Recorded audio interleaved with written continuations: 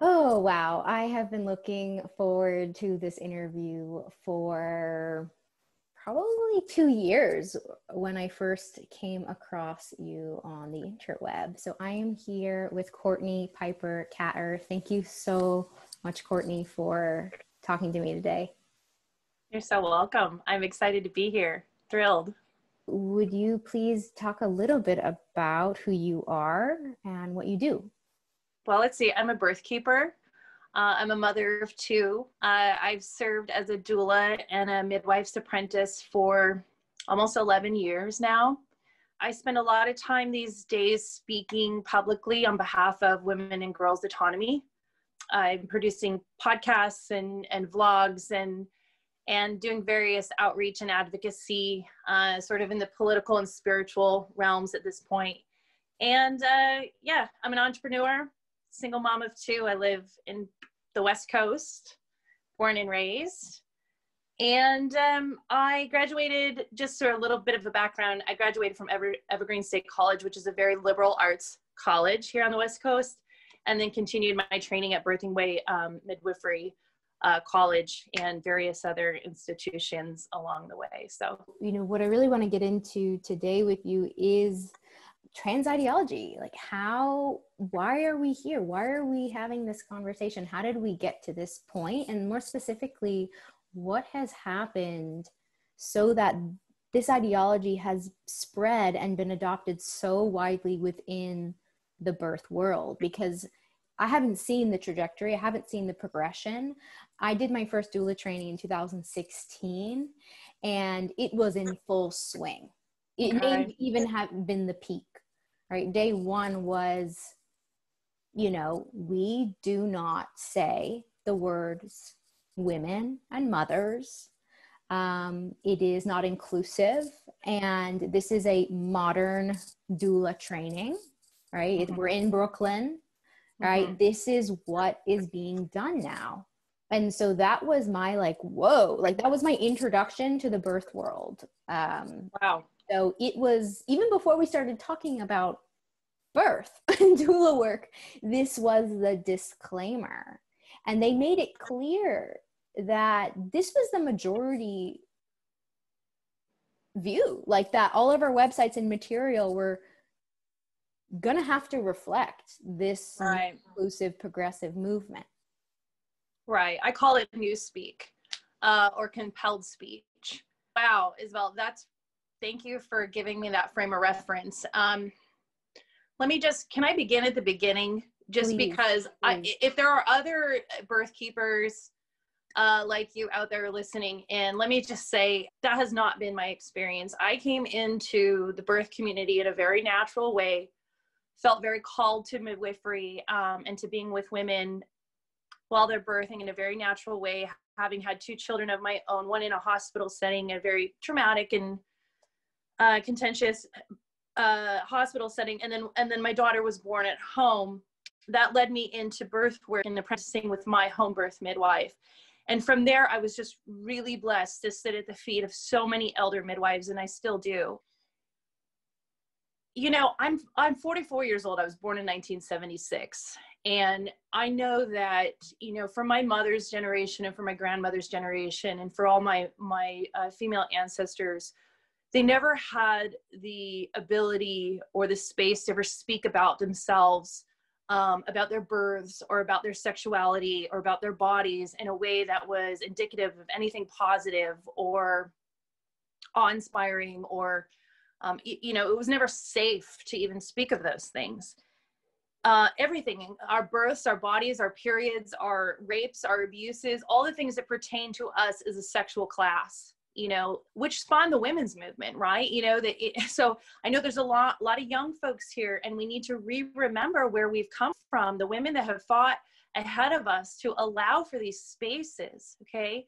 Our foremothers who fought for these spaces. So as a woman of my age coming into my, sort of my sexual liberation, not just, sexually with, sex, but with birthing and all the things that implies, I felt like I had really arrived after the birth of my daughter.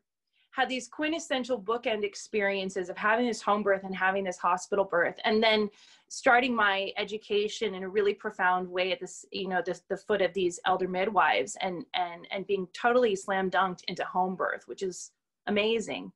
Never in my wildest dreams, honestly, would I think there would become a day that suddenly using the word mother or woman would be considered hate speech or inaccurate. In fact, it's almost as if we got to this point where women as a collective sex class, women as a collective community, got to the point where we were able to speak our minds, we're vocal about our minds and our bodies, our births, our sexual autonomy, our medical freedom, all of those things. And then suddenly this agenda came crashing down. Okay, that was my experience when I was exposed, or I was peak transed in, I want to say it was about 2016, 2017 when this started to roll out for me, when I started to understand that. So for you to say to me that that was your experience dipping into the birth world, it actually kind of freaks me out a little bit, because here we see now this entire generation now of birth keepers, women like yourself, who don't know any different. And that's horrifying. That in itself is female erasure, to borrow that phrase from the book Female Erasure, and documents so many of these stories. It's edited by Ruth Barrett, and it's a compilation of, you know, I think it's almost like 40 or 50 women's, you know, firsthand accounts of this agenda trickling into their lives in one way or another. So that's a mouthful, but that's that just kind of breaks my heart open when you say that. I think I know which program you're talking about. The West Coast tends to be a very progressive and liberal-minded area of the United States, and we are seeing a lot of this agenda being spawned out of hot spots like San Francisco, Seattle, Portland, and Denver. Yeah, as you said, most of us don't have the perspective and the history of how this was implemented, right? And it's just, it's so divisive in its implementation that very few women are asking questions like Jennifer Bilek, like, where is the money coming from? Like, how is this so, how does this thing manage to be so powerful? This, like, right. You know, where is this coming from? And I know that you have a lot of information on that. So yeah, would you mind talking about that kind of infiltration into the birth world? Like, who's behind this? How did this happen? Right. I'm happy to talk about this. I gave a talk on Can I Get a Witness, another platform just recently, and my entire talk was centered around this very thing. So I appreciate another format to do so, another platform to do so. So let's back it up just in general, in the sense that one of the things that I find extremely offensive and hurtful and just kind of erroneous and ridiculous, okay, is this notion that somehow midwives and doulas needed to be fixed or reprimanded for their bigotry, for our innate bigotry. This is a bizarre concept to me. Number one, like I said, I've been a birth keeper now for 11 years. I have a degree in social work. I have been educated and, you know, re-educated around cultural competency more times than I can even explain. I view myself as a compassionate, open-hearted person. I give individualized care, like most of the birth keepers that I know that I spend time with and learn from. We are women who are in service of women, and we give individualized care, meaning when that woman is in front of us, when that mother-to-be is in front of us, you know, we're taking into consideration all kinds of things, not only her, you know, her bodily health, but her spiritual health and her emotional health. And so a lot of times we are confronted with women who have mental health issues, anxiety disorders, eating disorders, medical histories that have contraindications, all of those things. And so to come at us with this idea that somehow we are bigoted, hateful, closed-minded people in general is just so ludicrous to me. It's absolutely ridiculous. I just want to point that out. These are women who show up for women in the middle of the night and sit with them for days on end as they bring forth their children into the world. This is one of the most compassionate, giving, altruistic fields of work that you could possibly be in. Okay. I don't know any midwife who goes in it for themselves or for the money or for the fame and glory, because it doesn't exist. We do this because we have a love for humanity, and that we are the keepers. We are the gatekeepers of the comings and the goings. This is a spiritual calling. So I reject that notion completely. Okay. I just want to say that off the bat. How I became aware of this and the way that I see how this hit the community so hard is multifaceted. It began long before I was peaked. There were women that were in resistance to this long before I came on the scene. Namely, I want to appreciate Mary Lou Singleton and her work, really being the foremother of this consciousness, and really shining her light and, you know, and doing her advocacy straight away. She taught me a lot, and she still continues to teach me. So, and Jennifer's work, like you mentioned, Jennifer Bialik's work is fundamental in understanding how something like this, how an ideology or a regime of compelled speech and all of these things infiltrated our communities. It is not by accident, let me put it there. It is a highly funded and backed agenda.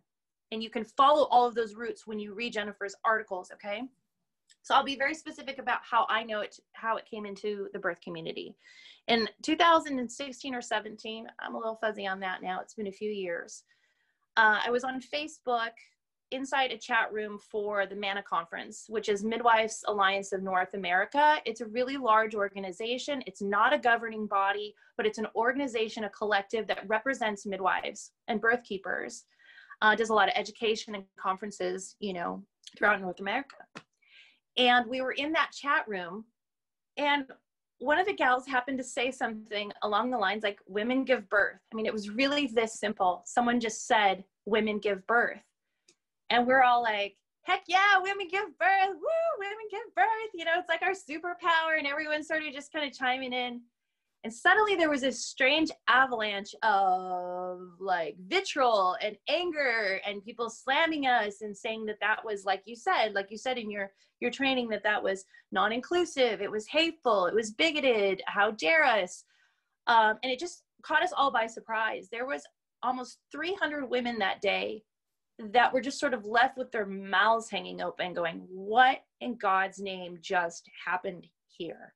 We were being shamed. We were being called names. We were being deleted. We were being harassed. We were all because we were exclaiming, women give birth. That thread went on for a while, and some of us picked it up and started, you know, vocalizing how we felt about it. And that led to a succession of experiences, which in my mind illuminated that this indeed was not an organic thing. This was not about cultural competency. This was not about individualized care. This wasn't even about caretaking and making sure that we were taking care of folks, you know, in the transgender community. This was about a militant, direct militant, top-down dominator culture style takeover of the birth community in and of itself, in an attempt to fracture us. When you look at things like the art of war, and you look at the way that the military targets certain communities or countries or certain factions, a tactic to take down a community or a government is to fracture and to splinter that community. When you look at what has happened in the birth community because of this agenda, that is exactly what has happened. So you have to look at the end product, not initially what they presented as the goal or their virtue, but what has actually happened in the community. What has actually happened is that women have lost their livelihoods. Midwives and doulas and mothers have lost out on quality care. They've lost out on birth workers because we've lost our livelihoods. We've been snuffed out of the communities. We've been harassed, harangued, doxxed, shamed, denounced, blacklisted. And you have to ask yourself, why? Why would an already sensitive, vulnerable community that doesn't get enough, support as it is, be a target for this agenda? And that's a whole nother thing. But we saw this happen on the MANA board, and then that weekend the MANA conference kicked off. It's my understanding that the MANA conference that weekend was unprecedented, unlike anything else birth workers had ever seen before. It was completely transformed from the inside out. A friend of mine who's an elder midwife described it in this way. She said, we walked into the Manna conference, and we would walk into these rooms, and instead of it being sort of this normal flow of like women who are reuniting from all across the globe, hugging and kissing and talking about la la la, she said the rooms were flanked with women in very like sort of masculine Brooks Brothers suits who looked as though they were like security guards. There was this presence, this overall presence of authority in the room. There were written mandates so that the presenters knew what they could say and what they couldn't say. And they were instructed to not use the word mother and to not use the word woman. And if they did, they had to buffer it with this other inclusive language. Women were asked immediately to wear badges, you know, to signify, to virtue signal their inclusivity, and to signal their pronouns and all of these things. And many of these midwives refused to do it at the time.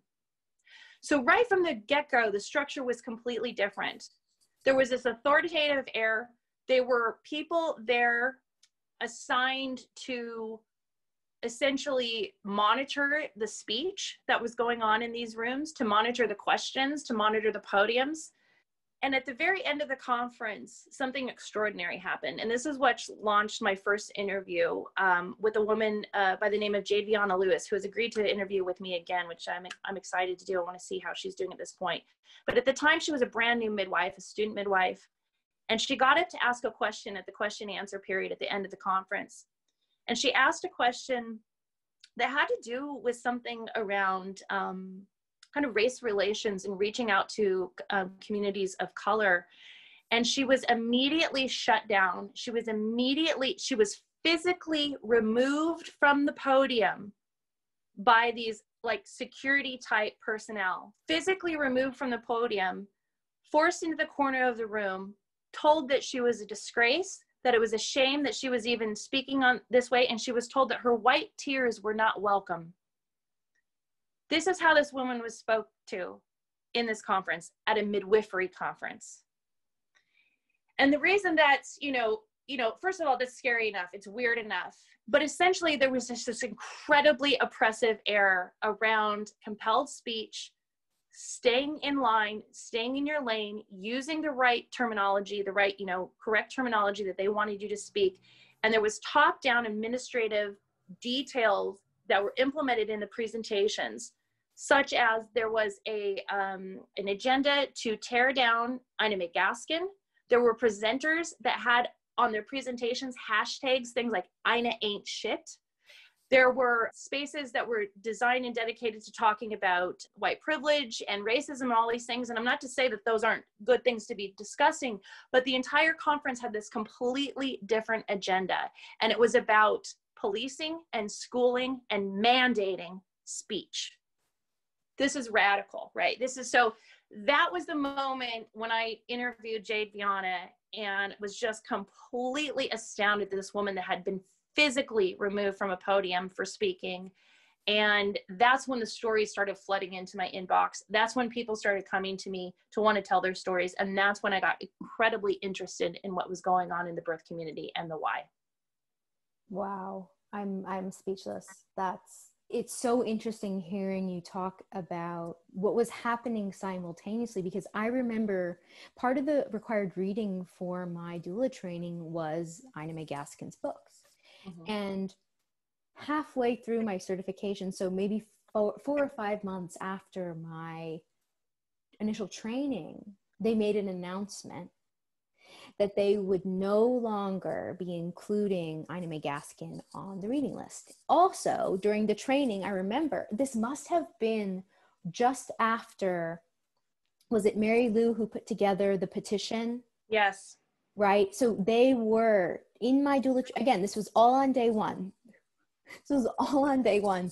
They were talking about this horrible, hateful petition and how disappointed they were that all these women that they liked had signed this petition. And so that you kind of piecing together what was happening on the other end of it is so fascinating. I know is going to resonate with so many women who basically who did a doula training between 2015 to 2017. Right. That is unbelievable. What happened, right? Like, right. What happened? What happened to our communities? When women come into the birth keeping world, it's because they've experienced something in and of themselves, most likely their own birth. You know, it's transformed them in some way. They've come into their power. They've come into their knowing. They're out there wanting to help other women come into their empowerment, come into their knowing, into their full sexual, you know, expression as a mother. This is a powerful, powerful thing. Okay. Women are extremely powerful. And this is why, and I speak about this repeatedly because I think it's very important to note the two hardest hit communities in this agenda are the natural birth community and the lesbian community. And the reason that is because the lesbian community and the natural birth community are potential hubs of power. There is nothing scarier to the patriarchy than women that don't need and don't want men around. Mary Lou did an incredible thing with that petition. She started the pushback. She started the revolution. She started the persistence within our community. And yes, 300 of us or so signed that document. It was not hateful. It is not full of bigotry. What it is an awareness that this is a systematic erosion of the language and of the community and the sanctity of women's work. If you force women into compelled speech and force women to use gender neutral language that does not describe us, then we fail to connect and conspire in the ways that are the most potent and the most powerful. When I speak to you, Isabella, and say, I am a woman who gave birth on my own, in my home, in the tub, in my full power, in my full sexual capacity. You identify with that because you are a woman. There is no mistaking that you and I are women.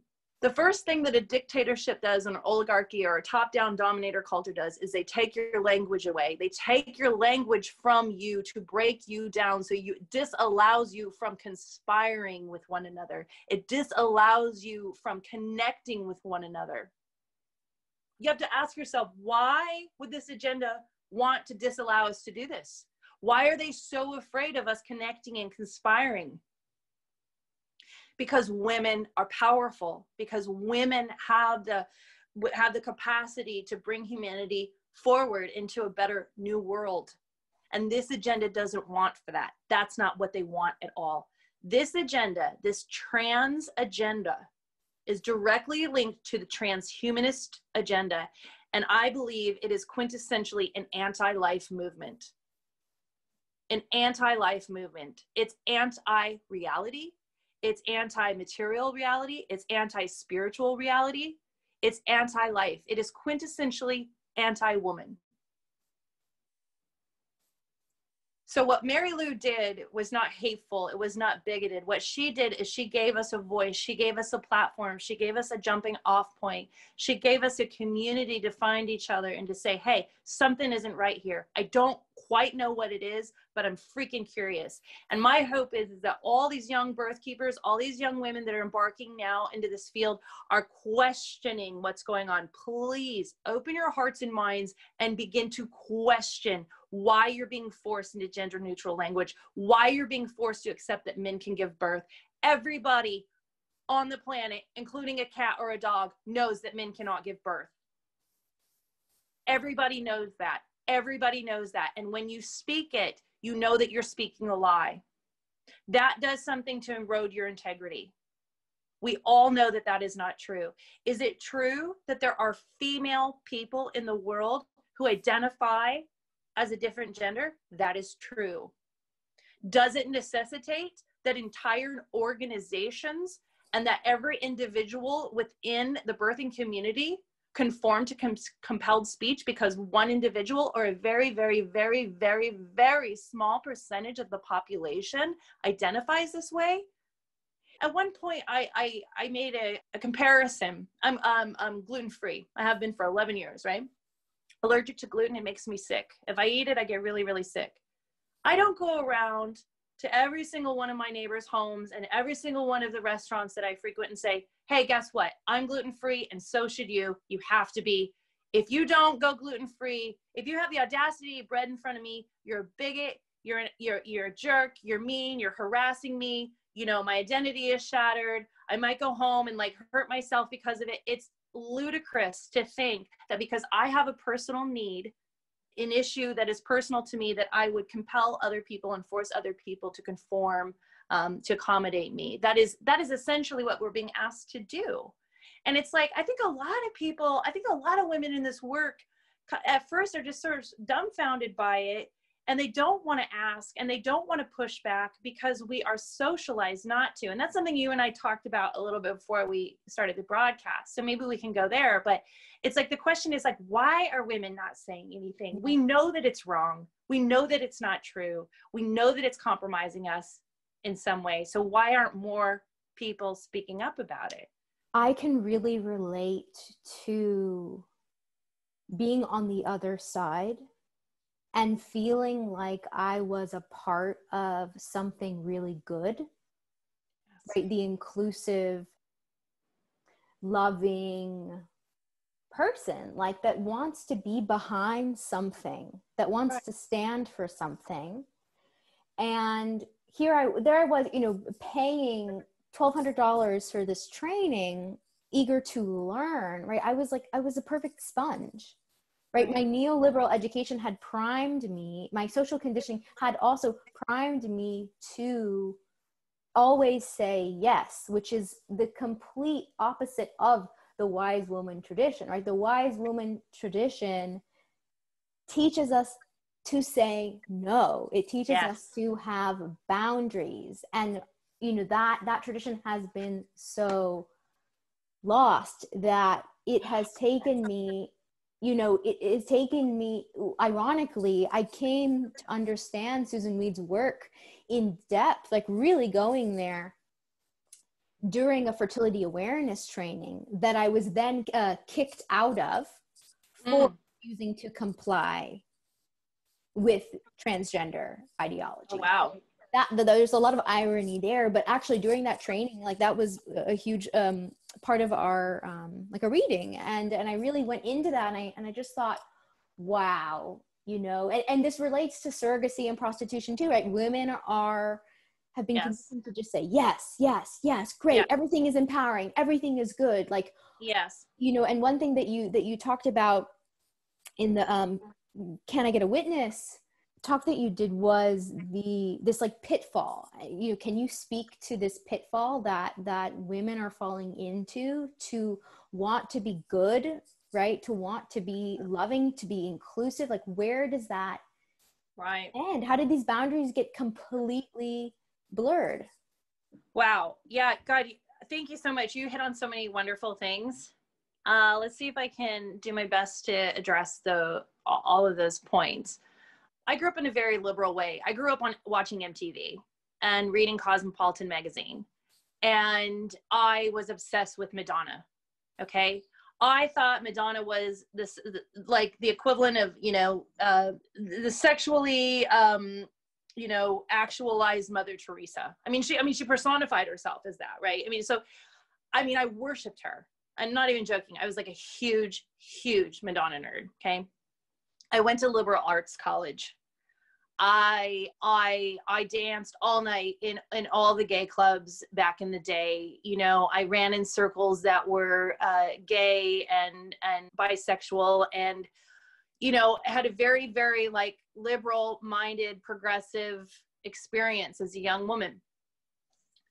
So I really resonate with, you know, I'd always been a part of Pride Parade. I've always been a part of those things. Now, fast forward to when I became a mother, okay?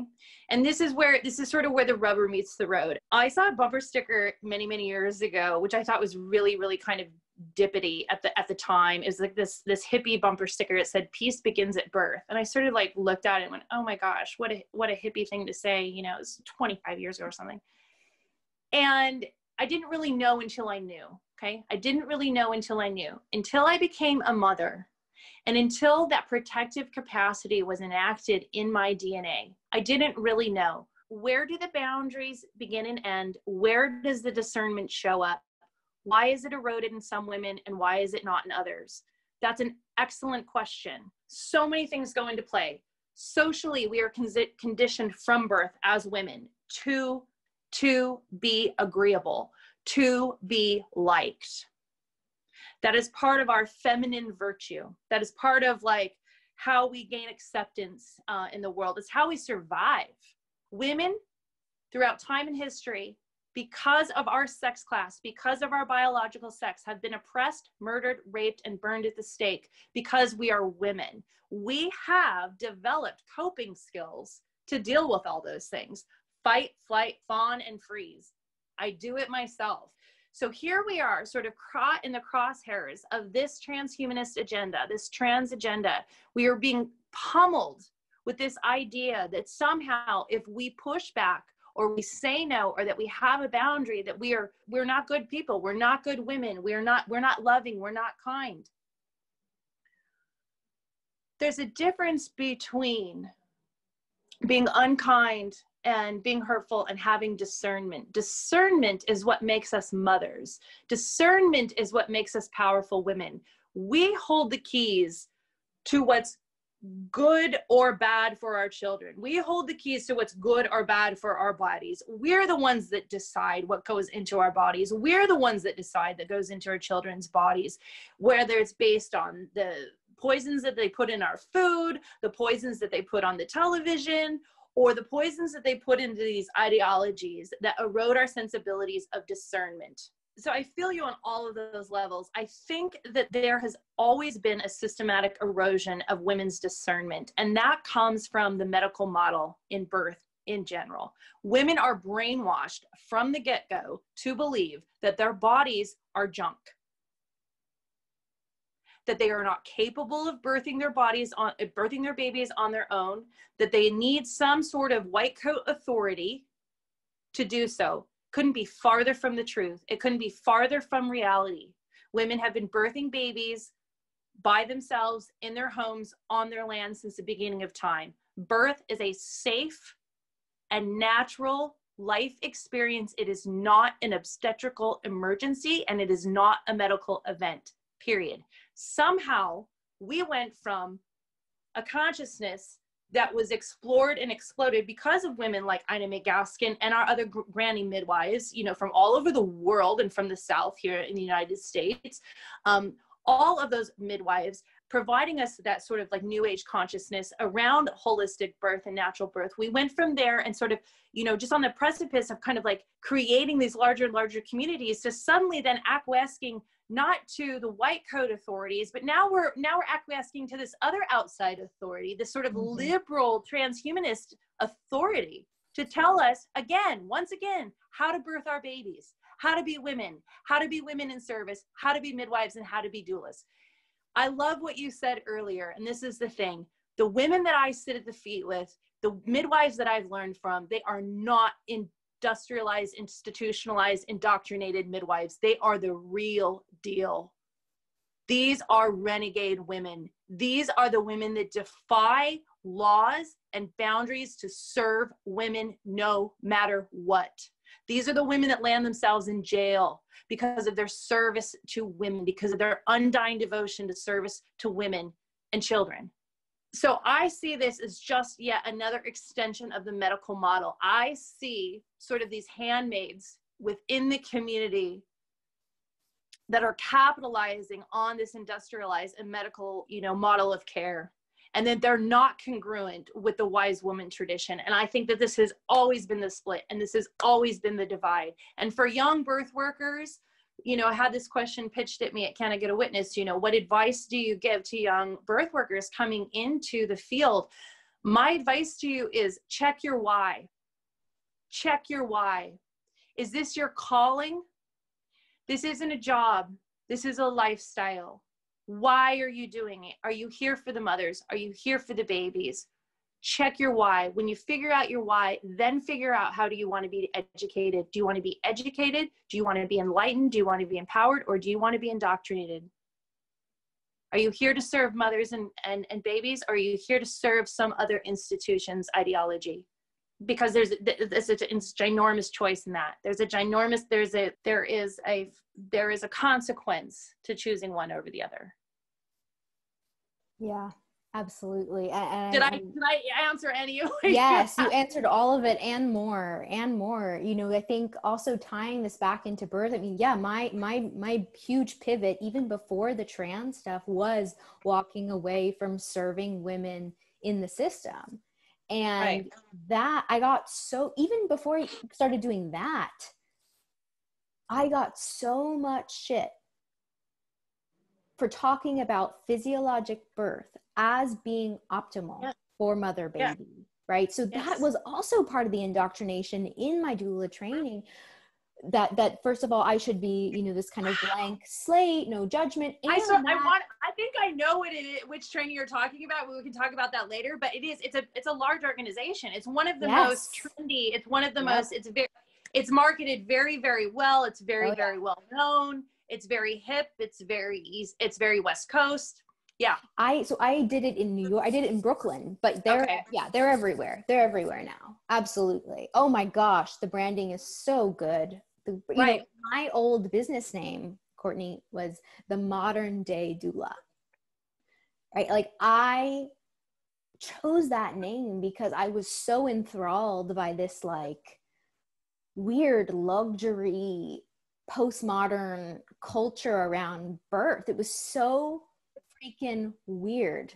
And my first kind of like, you know, ruffling the feathers, I had reshared a post on Instagram about romanticizing C-section, right? And why using the term belly birth is dangerous, right?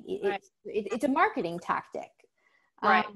And that opened up, okay, well, you're shaming mothers, and women were posting photos of their C-section saying that was birth, right? Really like trying to redefine what birth is, not just woman, but redefine what birth is. So it was across the board. And I think it goes without saying that they were pro surrogacy, pro prostitution, like, you know, across the board. These are the values of this organization, right? It's really, it really wasn't, it's really not even specific to trans ideology. It's across the board.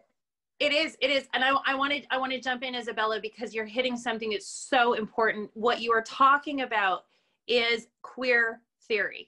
And I am not an expert on this. I would defer to Derek Jensen to discuss more of this, you know, around queer theory. But what I would say about that is that we have seen the rollout of queer theory since the 1950s, and it's slowly invaded kind of every nook and cranny of our psyches and our institutions, our educational systems, all the way down into my daughter's 5th grade sex ed curriculum.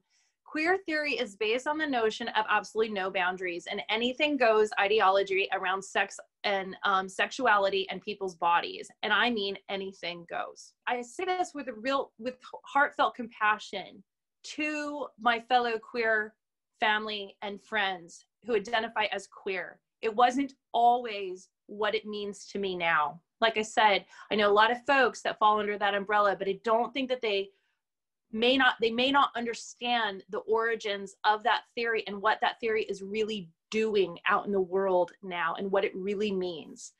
So what it's done is it blurs the line and it blurs these areas of boundary and discernment. There is a vast, just what you touch on, there is a ginormous difference between having a C-section and having a vaginal birth. Let's just be completely frank. There is a huge difference between having an epidural and having an unmedicated birth. A cesarean section is major abdominal surgery. It carries with it risks to the mother and the baby. On average, a normal cesarean rate is between 7 and 10%.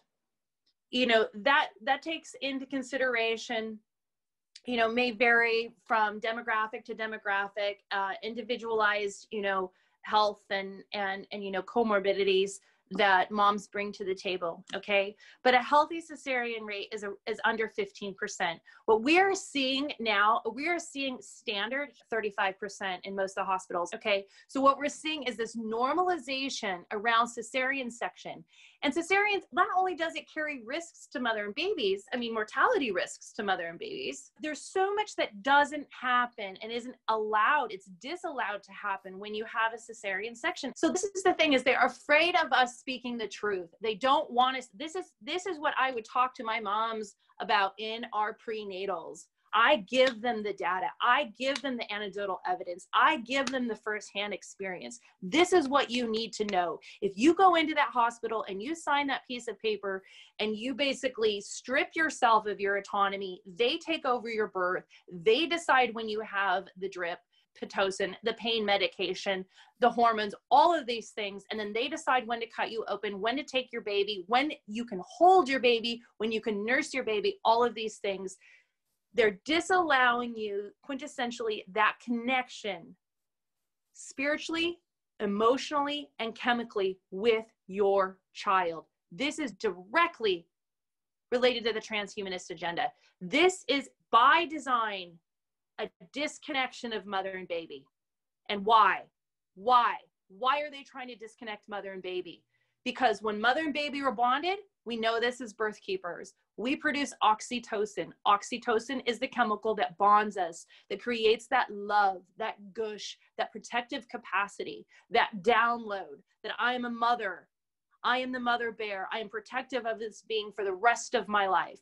When we are disallowed to have that experience, our emotional and spiritual and bodily selves go haywire. Our children, it's not to say that we can't repair those connections afterwards, because many, many, many moms do that. So don't get me wrong there. But it disallows for that connection to happen in that moment. And they, you know, with the C-sections, with the medications, with the barbiturates, with the vaccinations, all of these things that come into play that cloud that connectivity between mother and baby is by design. And there's a reason for it. There's a reason for it. Yeah, absolutely. Absolutely. I'm so glad you're going into that. Yeah, it's just a complete severing and just really sets the foundation for a complete mistrust, right? Like back to the flawed, problematic woman Absolutely. And her body, you know. And once you have a cesarean, you're most likely to have it there. You will not find an OB. I mean, there's a handful of them. They're mostly men who, you won't find an OB that will allow you to have a vaginal birth after a C-section, a VBAC. I have a girlfriend who just had a VBAC after 4 cesareans. Amazing. She had a home birth. She is fire. She is fire. She finally got down to just reclaiming her birth. I mean, it is so possible and it can so happen. To answer that other question too about why organizations are jumping on the bandwagon, and I saw this well before the training you're speaking of. I know who you're talking about. I actually did some contract work for that organization. I was, very much know the organization and know the founders of that organization. This was going on before even them. And sort of this institutionalized business-oriented doula work and midwifery work had been rolling out for a while. And for a lack of a better term, when those started to show up on the scene, I would sort of refer to them as the Tupperware, like the Tupperware doulas, the Tupperware midwives, in the sense that it was like they were capitalizing on other women's desires and needs, where suddenly we're having this like in crowd, this group, this party. It's like who the cool kids are in birth. It's like, can you get the most expensive certification? Do you have the cleanest, most crisp contract? Are you making, thousands and thousands of dollars off of your clients? Are you doing boutique birth? Do you have timelines and boundaries around, how you serve your clients? I mean, all these things suddenly became very, very bougie and very, very sought after and very, very boutique. But for those of us who have been in birth for a while, know that none of those things are true about birth. Birth is primal. It is messy. It is unpredictable. And in order to meet women where they're at, you have to be in service. You cannot come into birth and claim that you are serving birthing mothers with your own agenda, with your own preconceived idea about how it's going to go, how it's going to end, and what you are going to get out of it. That is not a birth keeper. We come into this work to serve. Traditionally, we are blessed by our communities because our communities see the value in what we have to offer and what we give, and there is a natural reciprocity.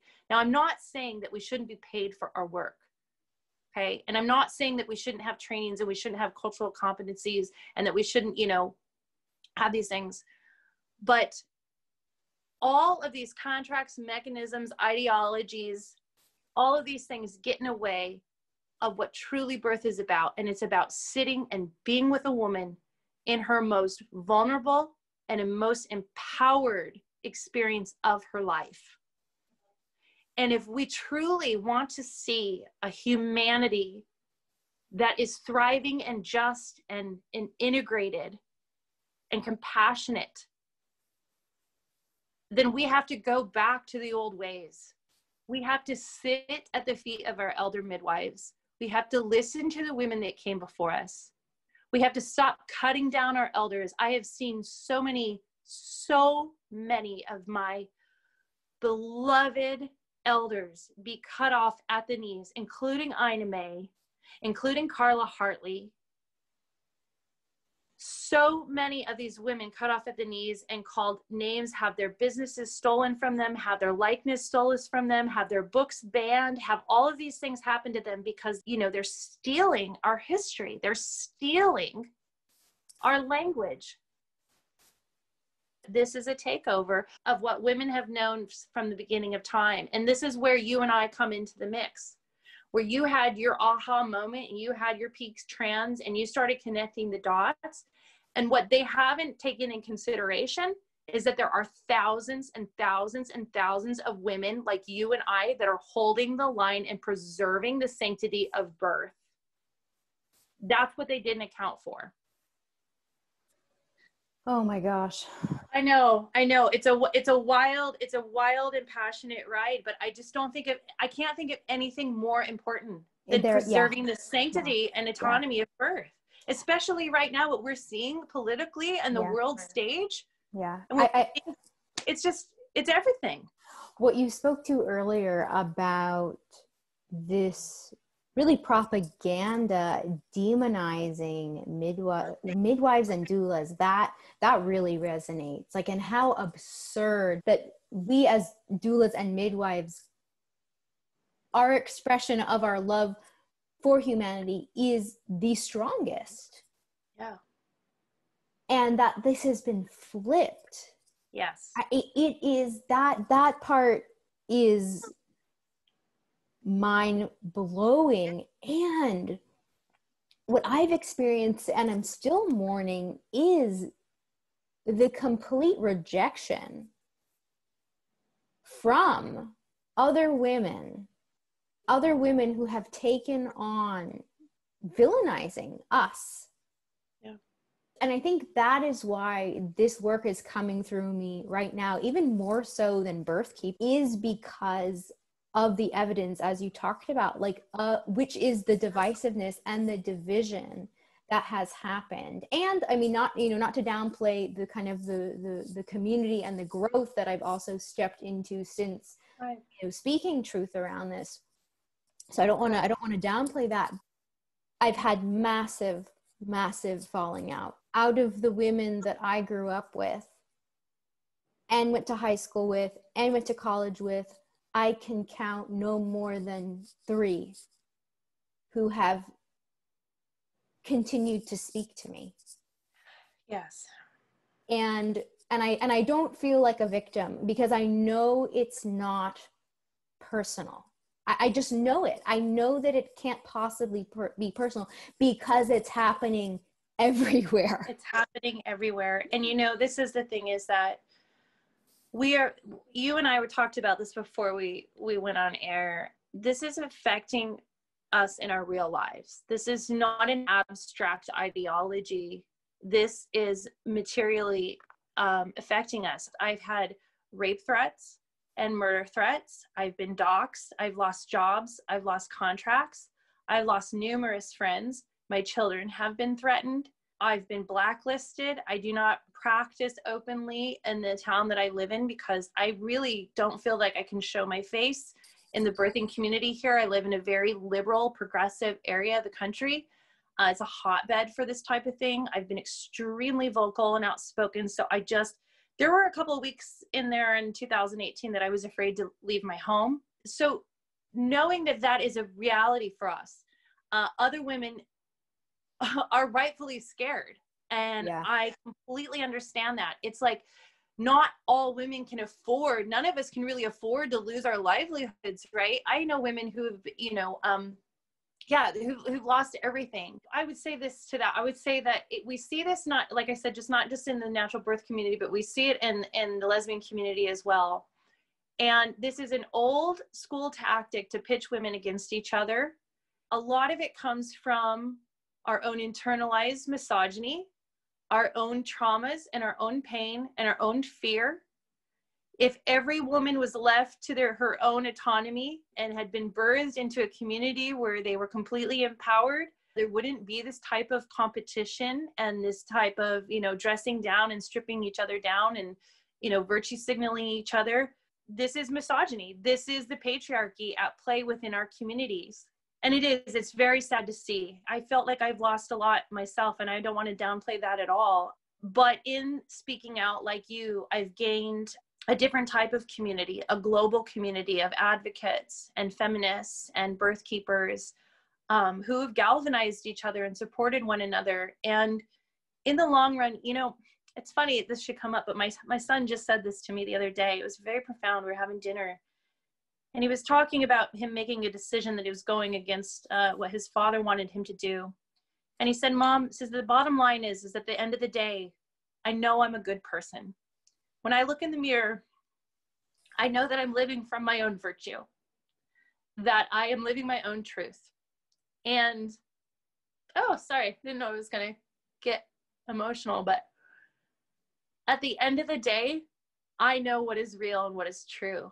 I have seen the power of birthing women in their full autonomy. I have seen women spontaneously heal themselves from sexual abuse, from domestic abuse, from the loss of a baby, by way of conspiring and sitting in circle with her sisters, by way of singing songs and drumming drums and writing poetry and speaking her truth. Words have healing properties. Words are spells. Words mean everything. And for us to be denied the words that heal us, the words that identify us, the words that empower us, it's a one-way ticket into this dystopic nightmare. And I, for one, won't have it. Not on my watch, not while I'm alive, not while my daughter is living or my granddaughters are living. We will keep fighting for what we know is true and what is right. And we will keep fighting for women's autonomy and birth and beyond, because that's what humanity needs to thrive. Inclusivity is large enough to include exclusivity, meaning it is large enough to include discernment. Mm-hmm. It is imperative that women find their discernment. Not only do we know that women give birth, and that is a biological fact, it's not bigotry, but we also know that it's harmful for people to take prescription chemicals, for people to be inundating their bodies with hormones, for young girls, 13 and 14, 15-year-old girls wanting mastectomies, altering their bodies. When I was a child in the 1970s and 80s, I had a real issue with my nose. And I wanted more than anything to have a tiny little, Brooke Shields button nose. I'm so glad that my mother didn't allow me to do the plastic surgery and to do all these things to my body. I had what they would call these days body dysphoria.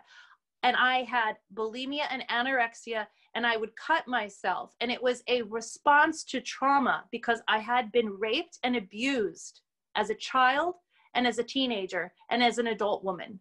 I internalized those abuses, and those things came out as personal harm, as personal hatred. I'm familiar with that dysphoria. I'm familiar with hating myself. I'm familiar with that. But I have to tell you that there is a light at the end of the tunnel. And as women and as mothers and as people that are protective of the comings and the goings and the births and the deaths and the children and all of these things that create humanity, they don't even address the root cause of what's going on with that human being. And I have a young woman in my life right now who I consider, you know, a god niece to me, and she loves me dearly, who is suffering with dysphoria and is directly related to her trauma. And I know that as her auntie, I know that.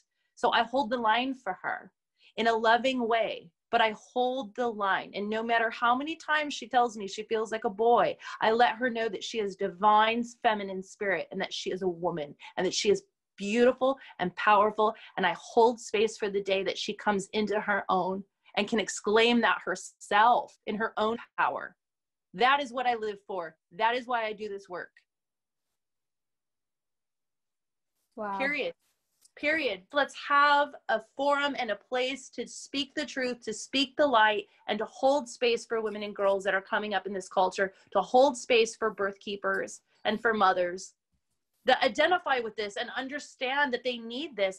I've had lots of clients come to me and say, I cannot believe I just walked away from a prenatal and I was told as the mother to not use words like mother and woman themselves. Like the from their own birth midwives are prescribing this to clients. Oh yeah. Are you kidding me? Yeah, I've gotten tons of messages from women saying this, that how uncomfortable they were, that their midwives were erasing them, that calling them chest feeders. It doesn't make any sense. It's so insulting. I don't know if you caught this on the Can I Get a Witness interview, but there was a piece of paper that came out of the Midwives College of Utah, I think in 2017, around this time that the MANA conference hit, just kind of go full circle. And I was just swimming in this stuff day in and day out. I mean, I wasn't sleeping. I was just like completely just like a deer in headlights. Like, what is going on here? I consumed everything that I could. And there was a petition that went around. It came out of the Utah College of Midwives. And I believe it was a grad student who was proposing. It was a survey that was being circulated throughout the birth community. And it was a proposal to change all of the correct terminology for female anatomy into something gender neutral or other. Like front hole? And it was, yes, like front hole. Like they wanted alternative names for our body parts because somehow identifying a body part like a vulva, a vagina, an ovary, all of these things, a breast, was somehow insulting or upsetting to their, constitution. And so that we should alter. I mean, I couldn't think of something more ridiculous and scarier and actually dangerous. Okay. We don't talk about the danger in this. We don't talk about the danger. We don't talk about the disconnect. We have male-bodied individuals, men, who are taking prolactin and pumping themselves full of hormones so that they can secrete a small amount of fake human milk to do what? To serve up some sort of fetish. It really is a fetish. And we're not supposed to use that word, but that's what I appreciate so much about Jennifer Bilek. She's like, this is just there is a straight up fetish involved. It is an obsession, right? That has been normalized. Like I'm sure you've seen the strap on breasts that men can wear, know, and the way that you've described that you're holding your god niece, right? Like that needs to be the standard of sisterhood and motherhood and care around women who are struggling, not prescriptions for testosterone. Because one of the questions that has been asked to me a number of times with women who feel kind of like they want to support women, so they do want to support women who believe that they're boys, and they don't know how to do it, right? And so you and I would agree that the affirmative care model is damaging objectively. Right? Absolutely. Just like a toddler, okay, a baby needs to be held to feel secure. A toddler needs to know not to touch the stove or she'll get burned. Your teenager needs to know that you love her, and that you're holding the line on truth and reality. If my mother and my family had affirmed that when I was anorexic and bulimic, okay, I was throwing up in the bathroom at school, I was withholding food from my body. If they had affirmed me and said, you're right, Courtney, you're fat, you're ugly, you're disgusting, here's some pills to make you even skinnier. How about you just completely disappear? We wholeheartedly support you, young lady. How ridiculous is that? How this is the equivalent. And this is very personal to me, because I have two actually very close friends that have daughters that they're gender dysphoric right now, or claim to be, who are going through some body dysmorphia. This is not unlike, you know, what I experienced in the 90s. I grew up on Cosmopolitan magazine. I wanted to be as skinny as, you know, the waif models. I wanted to be heroin chic. I wanted to be all of these things. It's no wonder, it is no wonder that girls nowadays are trying to escape being girls. Girls have been trying to escape being girls since time immemorial, because based precisely on the fact that we are oppressed and abused and raped and maligned because of our sex. Women have always wanted to mitigate that and keep that, you know, keep ourselves out of harm's way. Now they're handed this like fantasy drug, this fantasy idea that somehow they can take a pill, mutilate their bodies, and opt out of their oppression.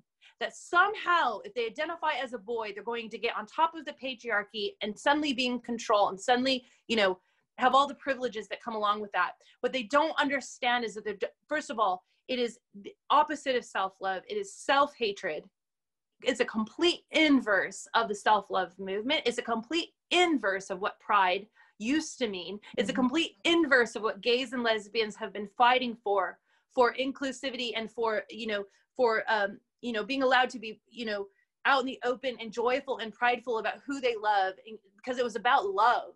The original movement was about love. It was about embracing who you love and loving yourself. This is about hating yourself. This is about altering who you think you are. This is about, you know, this is about being a lifelong consumer of the pharmaceutical company. This is about being so blinded by your individualism and by your identity issues and by your narcissism that you would allow or step away back from, or whatever, you know, your child or yourself, and allow yourself to be castrated chemically and physically, for your body to then suffer all of the side effects and comorbidities of these medications. I mean, puberty blockers sterilize children. Cross-sex hormones carry with them all kinds of comorbidities and complications, including, you know, brittle bone disease, heart disease, all kinds of mental health issues. I mean, it is absolutely just a quagmire of a mess. Yeah. And yet we have parades of people jumping around praising this as this is like the most, you know, wonderful thing, you know, that modern medicine has given us. And it's so bizarre. It's so completely bizarre to me that we aren't, you know, like, you know, again, holding the line for women and girls and young boys and people that are gender dysphoric and all these things, and just holding a light to the truth. Because as someone who has suffered from mental illness and body shame and all of those things and my own traumas, it is those people, is those women that have held those spaces and have grown into strong, formidable elders that have shown me the way to my own embodiment and my own empowerment, and my own fruition of my total womanness. I feel completely embodied and free and empowered now in my 40s. And I owe that to the women that came before me. I owe that to the women that came before me. So, you know, here you and I are, and let's hope that this hits so many, you know, hits a broader community and hits those young birth workers out there. They know that they have a place to be with us. They have a community. And like you and I spoke about this beforehand, before we came on air, the reality is this is the truth. The reality is that people know the truth. The reality is that most women in this field of work want to speak this way. I get hundreds and hundreds, if not thousands of pieces of, you know, fan mail from women all over the world that say, Courtney, I wish I could just say what you say, but I can't for one reason or another. So we are not the minority. We are the majority. It's the social constructs. It's the social media. It's all of that creates this illusion that we are the minority. We are not. We are the majority. The truth will out. And that's what keeps me going. And I think women need that reminder that the truth is not hateful. No. How can it be? How could it be true? Right. And so, yeah, right. I know everything that you've touched on today is going to validate so many women in their intuition, in their power, and really, set a foundation that most of us haven't had in being able to actually then do the work. Right? Most of us haven't had these models of these elders and these sister and elder midwives, and how lucky your nieces are to have you hold them through their adolescence and young adult womanhood. And yeah, I can't thank you enough for anyone listening. As we've mentioned, once you step into truth, you know that there are women like us on the other side who are here to hold you, right? Here to witness you, to answer your questions. Absolutely. About without it. Judgment and without judgment. Unlike the opposition, unlike this tyranny that we are experiencing in the wise woman traditions, like you mentioned earlier, in these circle of women, we are here to hold you without judgment. We're here to hold you, sister. We're here to listen to you. We're here to answer questions, and we're here to embrace you. And I think that is something that's been in the forefront of my consciousness for years now, not just with the midwifery movement and how, things have crumbled down with this trans ideology, but in the greater world, in this greater perspective of what's really going on behind the scenes. And as we come into the light and as we come into consciousness around these things, we can have what we call a healing crisis, right? It's like it's almost too overwhelming when we begin to recognize really what's happening. And so know that there are women, absolutely, like, whose body is it? witchandbitch.org. There's many more new platforms and social media spaces for women to conspire and converse and to sit in circle and to learn from one another. And that's what I continue to hope build. You and I, perhaps, more collaborations. Oh, absolutely. I have a lot of ideas and collaborations with elder midwives. Yeah. We exist. We are conspiring. We're absolutely conspiring. Exactly what they don't want. Yeah, exactly what they don't want. We're doing it. We're doing it right. Well, thank you so much again. Thank you. And how can people reach you?